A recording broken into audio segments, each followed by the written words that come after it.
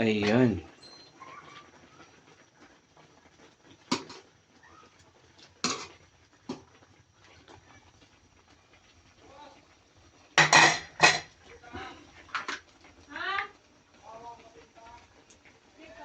Coco Mama Fresh Gata.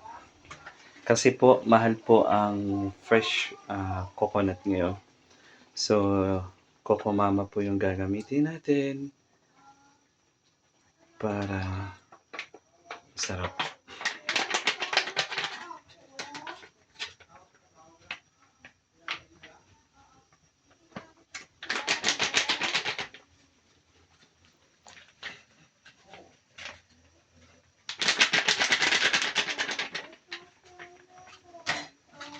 Sige, basta magpakabait ka, sasama kita sa SM.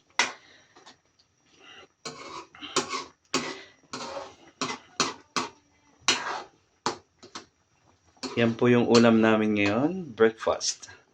Ano to eh? Ano tong isda na to?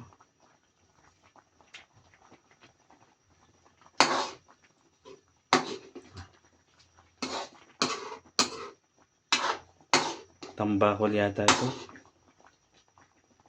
Or yung tulingan. Ayan.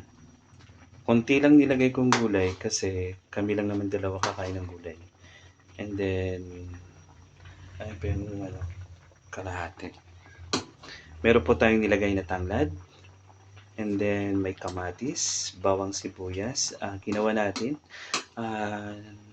paksiw muna. Tapos, ayan, lagyan natin yung gata.